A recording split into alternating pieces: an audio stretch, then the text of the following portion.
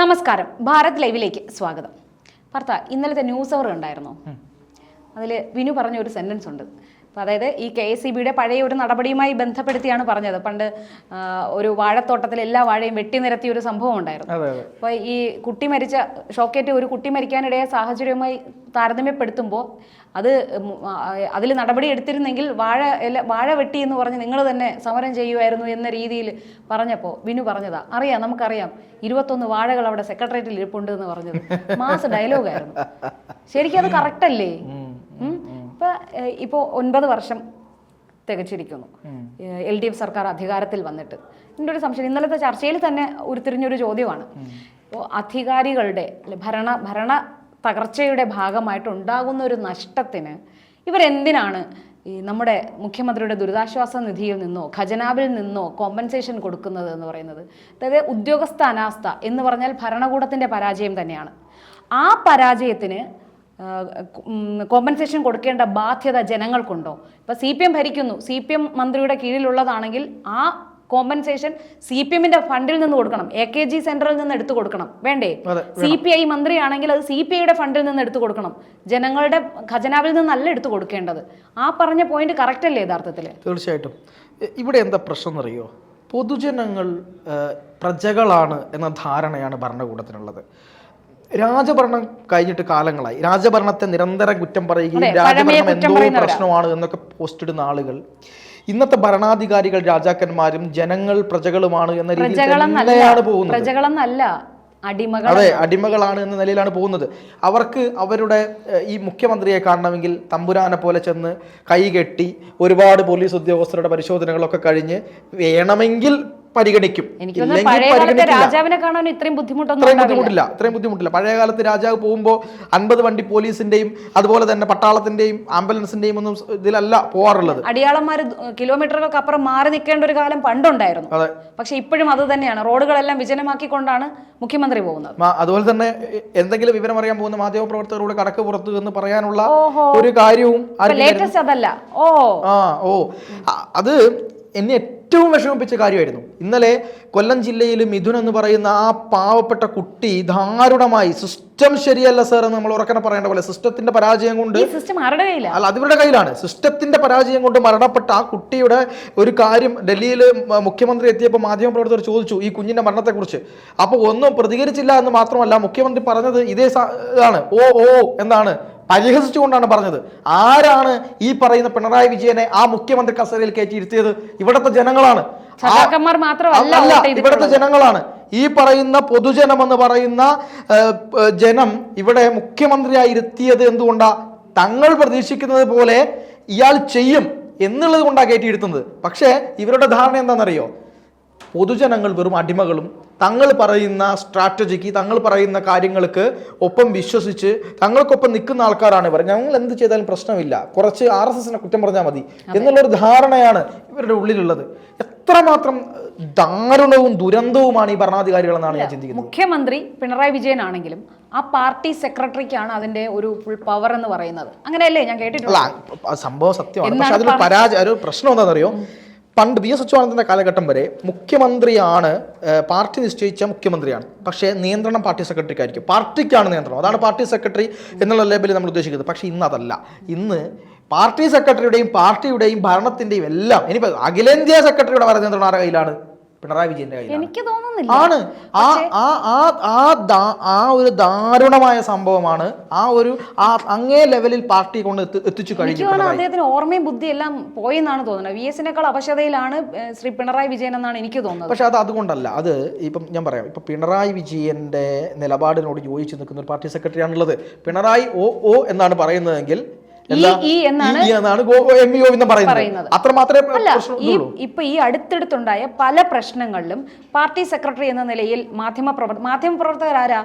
ജനങ്ങളുടെ ശബ്ദമായിട്ടാണ് ചോദിക്കുന്നത്.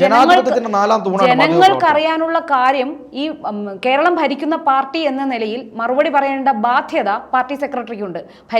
പാർട്ടിയെ ഭരിക്കുന്നതും കേരളത്തെ ഭരിക്കുന്നതും മറ്റാരും ആയിക്കൊള്ളട്ടെ, പാർട്ടി സെക്രട്ടറിയായി ഗോവിന്ദൻ മാസ്റ്റർ എന്ന് പറയുന്ന MV ഗോവിന്ദൻ ഇരിപ്പുണ്ടെങ്കിൽ ഈ കേരളത്തിൽ ഉണ്ടാകുന്ന ഈ അരാജകത്വത്തിന് മറുപടി പറയേണ്ട ബാധ്യത, ജനങ്ങളുടെ ചോദ്യങ്ങൾക്ക് ഉത്തരം പറയേണ്ട ബാധ്യത ആ മനുഷ്യനുണ്ട്. ആ മനുഷ്യൻ എന്ന് തന്നെ മനുഷ്യനാണെങ്കിൽ അദ്ദേഹത്തിനുണ്ട്. പക്ഷേ ഈ അടുത്ത കാലത്തെല്ലാം മാധ്യമങ്ങൾ ആരായുമ്പോൾ അദ്ദേഹത്തിൻ്റെ ഒരു ചിരി കണ്ടിട്ടുണ്ടോ? പുച്ഛ ചിരിയാണ്. ആരെ നോക്കിയാണ് ഇദ്ദേഹം ഈ കൊഞ്ഞനം കുത്തുന്നത്?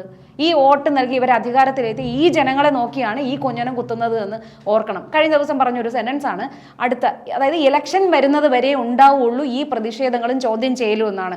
അപ്പോൾ ഈ UDF ഭരിക്കുമ്പോൾ ഇവർ പുറത്തുനിന്ന് ഈ ഘോരഘോരം ഭരണത്തിനെതിരെ നാണമുണ്ടെങ്കിൽ മുഖ്യമന്ത്രി രാജിവെച്ച് പോകുമെന്ന് ഇവർ ഓരോ ദിവസവും പറയുമായിരുന്നല്ലോ. അതെല്ലാം എന്തിനാ? ഇലക്ഷൻ മുന്നിൽ കണ്ടുകൊണ്ടായിരുന്നു ഇവർ പറയുമായിരുന്നത്. അത് വ്യക്തമാക്കിക്കൊണ്ടാണ് ഇപ്പൊ ഈ ഗോവിന്ദൻ, MP ഗോവിന്ദൻ എന്ന് പറയുന്ന മനുഷ്യനെന്ന് നമ്മൾ കരുതുന്ന ഒരാൾ പ്രതികരിക്കുന്നത്. ഒരു 13 വയസ്സായ ഒരു കുഞ്ഞിന്റെ മരണത്തിൽ പോലും അയാൾ പറയുന്നത് എന്താണ്? ഈ പ്രതിഷേധങ്ങളെല്ലാം അടുത്ത ഇലക്ഷൻ വരെ ഉണ്ടാവുള്ളൂ. ഉളുപ്പുണ്ടോ ഇയാൾക്ക്? തീർച്ചയായിട്ടും അത് മുഖ്യമന്ത്രി പിണറായി വിജയൻ പണ്ട് UDFന്റെ മുഖ്യമന്ത്രി എന്ന സമയത്ത് പറഞ്ഞ കാര്യമാണ്. അല്പം ഉളുപ്പുണ്ടെങ്കിൽ ഈ മുഖ്യമന്ത്രി രാജിവെച്ച് പോകണം. ആ വീഡിയോ ഇപ്പോൾ വൈറലാണ്. അത് സ്വന്തം മുഖത്ത് നോക്കി കണ്ണാടിയിൽ നോക്കി മുഖ്യമന്ത്രി പിണറായി വിജയൻ ചോദിക്കേണ്ട അവസ്ഥയിലേക്ക് എത്തി. അതുകൊണ്ടാണ് ഞാൻ പറഞ്ഞത് അദ്ദേഹത്തിന് ബോധം ഉണ്ടെന്ന് എനിക്ക് തോന്നുന്നില്ല. ഈ ചികിത്സയ്ക്കൊക്കെ പോയിട്ട് വരുമ്പോൾ എന്തായാലും ബോധം ഉണ്ടെന്ന് എനിക്ക് തോന്നുന്നില്ല. CPM-ൽ കയറിയോ അവന് ബോധം പോയി. അത് ഓൾറെഡി പോയതാണ്. അതിന് അത്യാവശ്യം പോകാനൊന്നുമില്ല. അങ്ങനെയാണ് അതിന്റെ ഒരു ബോധം ഉണ്ടെങ്കിൽ CPM-ലേക്ക് പോവില്ല. ഇല്ല, അങ്ങനെ പോവില്ലല്ലോ. പക്ഷെ ഞാൻ പറയുന്നത് കമ്മ്യൂണിസത്തെയോ CPM-ന്റെ പഴയ സഖാക്കളെ പറ്റിയോ അല്ല. VS അച്യുതാനന്ദന്റെ കാലഘട്ടം വരെയുള്ള പാർട്ടി ഉണ്ടായിരുന്നു, അതെനിക്ക് കൃത്യമായിട്ട് അറിയാം. പക്ഷെ ഇന്ന് അങ്ങേയറ്റം എന്ത് വൃത്തികേടും ചെയ്യുന്ന രീതിയിലേക്ക് ഈ ഒരു പ്രസ്ഥാനം മാറിപ്പോയി എന്നതിലാണ് നമ്മുടെ ഏറ്റവും വലിയ സങ്കടം. പാർട്ടി, തൊഴിലാളികളുടെ പാർട്ടി. ഞാൻ മറ്റൊരു കാര്യം പറയാം. ഇന്ന് തന്നെ ഇപ്പൊ മലപ്പുറത്താണെന്ന് തോന്നുന്നു ഒരാൾ ഷോക്കേറ്റ് മരിച്ചു. മഴ പിടിച്ചാൽ ഉടനെ എല്ലാവരും ഷോക്കേറ്റ് മരിക്കുന്ന എന്താ?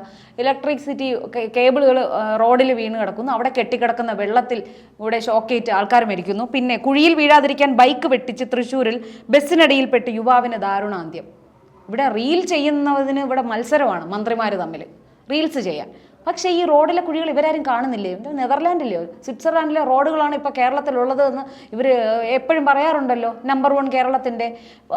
ഞാൻ പാർത്ഥനോട് ഞാനൊരു മാധ്യമപ്രവർത്തകയായല്ല ചോദിക്കുന്നത്, ഒരു സാധാരണ ഒരു മലയാളി ആയിട്ട് ഒരു പൗരയായിട്ട് ചോദിക്കുകയാണ്.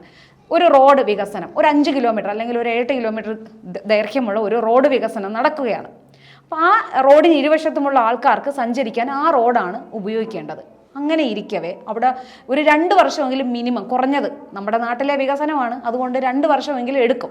അത് യൂസഫ് അലി എങ്ങനെ ഏൽപ്പിച്ചാൽ 2 മാസം കൊണ്ട് തീർത്ത് കൈ കൊടുക്കും. പക്ഷേ നമ്മുടെ സർക്കാർ ചെയ്യുന്നതായതുകൊണ്ട് അത് മിനിമം ഒരു 2 വർഷമെങ്കിലും എടുക്കും. ആ വികസനത്തിന് അത് നടപ്പാക്കുമ്പോൾ റോഡ് മുഴുവൻ കുണ്ടും കുഴിയാണ്. എന്തിൻ്റെ പേരിലാണ്? ഇത് വികസിപ്പിക്കുകയാണ്, റോഡ് വൈഡനിങ് ആണ് എന്ന് പറഞ്ഞിട്ട് ആ റോഡ് മുഴുവൻ ഒരു സ്കൂട്ടർ യാത്രക്കാരനോ അതിൽ ഒരു 5 കിലോമീറ്ററോളം ഇങ്ങനെ കുലുങ്ങിയാണ് പോകേണ്ടത്. ഈ പോകുമ്പോൾ വണ്ടിക്കുണ്ടാകുന്ന നഷ്ടം, അത് സഞ്ചരിക്കുന്ന സ്ത്രീകളെ സംബന്ധിച്ചിടത്തോളം ഈ റോഡ് വഴി ഒരു 2 ദിവസം പോയി കഴിഞ്ഞാൽ നടുവും പഞ്ചറാവും, അവർക്ക് ഗൈനിക്കായിട്ടുള്ള പ്രശ്നങ്ങളും വരും, അവരുടെ യൂട്രസ് താഴേക്ക് താഴും. ഞാൻ സഞ്ചരിച്ചതുകൊണ്ടാണ്. പിന്നെ ഡെലിവറി ചാർജ് ഒന്നും കൊടുക്കണ്ട, ഉടനെ തന്നെ ഈസി ഡെലിവറി ഉണ്ടാവും അതുവഴി പോയാൽ. അപ്പോൾ ഞാൻ ചോദിക്കുന്നത്, ആ ആൾക്കാർക്ക് സ്വസ്ഥമായി എന്ന് വെച്ചാൽ വലിയ ആഡംബരത്തിലൊന്നുമല്ല, ഇത്രയും ബുദ്ധിമുട്ടുണ്ടാകാതെ യാത്ര ചെയ്യാനുള്ള ഒരു പകരം സംവിധാനം അവിടെ ഒരുക്കണ്ടേ ഇവരെ? വികസനത്തിന്റെ പേരിലാണെങ്കിൽ പോലും ജനങ്ങളെ ഇങ്ങനെ ബുദ്ധിമുട്ടിക്കുന്നത് എന്തിനാണ്? പക്ഷേ അവിടെ ഒരു മിനിമം ഒരു ഏതെന്ന് വെച്ചാൽ ആനേറ റോഡാണ്, തിരുവനന്തപുരത്തെ അനലുലുവിൻ്റെ സമീപമുള്ള ഒരു റോഡ് വൈഡനിങ് ആണ്. അവിടുത്തെ ആ സ്ഥലവാസിയായിരുന്നു ഞാൻ, അതുകൊണ്ടാണ് പറയുന്നത്. അനുഭവിച്ച ഒരാളെന്ന രീതിയിൽ ഞാൻ പറയണം. ആ ജനങ്ങളെല്ലാം അങ്ങേയറ്റം ബുദ്ധിമുട്ടിയാണ് ആ ഏരിയയിലുള്ളവരെല്ലാം യാത്ര ചെയ്യുന്നത്. ശരി, അതിനടുത്ത് ബൈപ്പാസ് ഉണ്ട്, പക്ഷെ ബൈപ്പാസിലേക്ക് എത്തണമെങ്കിൽ പോലും ഈ കുണ്ടും കുഴി നിറഞ്ഞ റോഡ് വഴി പോകണം. മഴയും കൂടെ ആകുമ്പോൾ ആലോചിച്ചുകൂടെ എത്ര പേരാണ് വീഴുന്നതെന്ന് അറിയാമോ? ഒരു മയത്തിലല്ല ആ കുണ്ടും കുഴി. ഇവർക്കൊന്നും കണ്ണില്ലേ?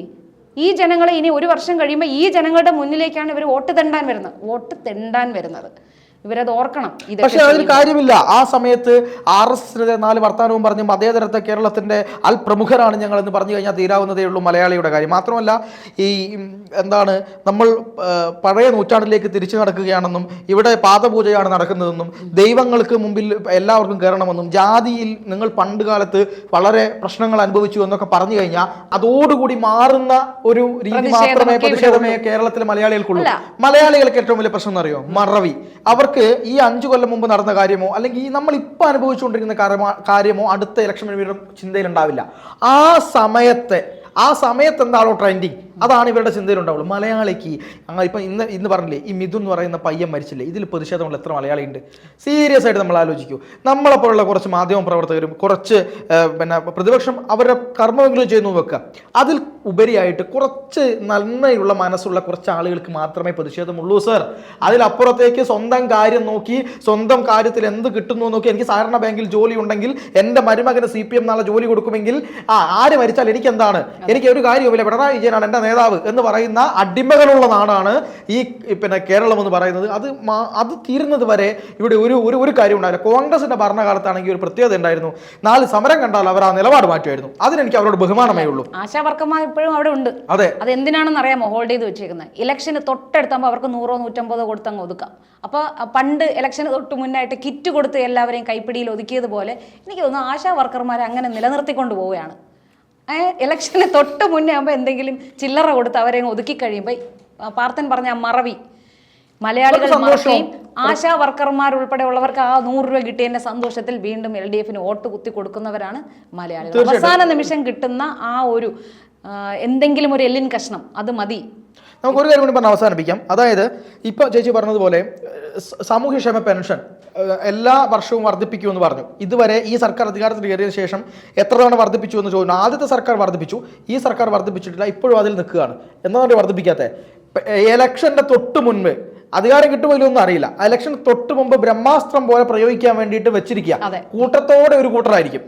എന്നിട്ട് ഇപ്പൊ ജനങ്ങൾ ഇതാ കൂട്ടിയിരിക്കുന്നു, ഇവരെ പറ്റിക്കുകയാണ്, ഇത്രയും സമയം ഇവർ കൂട്ടിയില്ല എന്നുള്ളതോ കടക്കണിയിലാക്കിയിരിക്കുന്നു എന്നത് ജനങ്ങൾക്ക് മനസ്സിലാവില്ല. അതാണ് ഇവരുടെ തന്ത്രം എന്ന് പറയുന്നത്. മൈത്രൻ കഴിഞ്ഞ ഒരു ഇന്റർവ്യൂവിൽ പറഞ്ഞ ഒരു വാക്കുകൂടി പറഞ്ഞുകൊണ്ട് നമുക്കിത് അവസാനിപ്പിക്കാൻ തോന്നുന്നു. അദ്ദേഹം പറഞ്ഞത് ഇപ്പോഴും നമ്മൾ നേരത്തെ പറഞ്ഞ കാര്യമാണ്, ഇപ്പോഴും ജനങ്ങൾ ഈ പറയുന്ന മുഖ്യമന്ത്രിയെയും ഈ പറയുന്ന ഭരണാധികാരികളെയും ഏത് പ്രധാനമന്ത്രിയെ കൂടെ ആരായിക്കോട്ടെ ഇവരൊക്കെ കാണുന്നത് എങ്ങനെയാണെന്നറിയോ? ഇവരൊക്കെ ചക്രവർത്തിമാരാണ്, നമ്മളൊക്കെ അടിമകളാണ്, ഇവരുടെ അടുത്ത് എത്താൻ പോലും നമുക്കൊരു കാര്യമില്ല. വോട്ട് തണ്ടാൻ വരുന്ന സമയത്ത് മാത്രം നമ്മൾ രാജാക്കന്മാരാണ്, വോട്ട് കുത്തിക്കഴിഞ്ഞാൽ നമ്മളെല്ലാം അടിമകളാണ് എന്ന നിലയിലാണ്.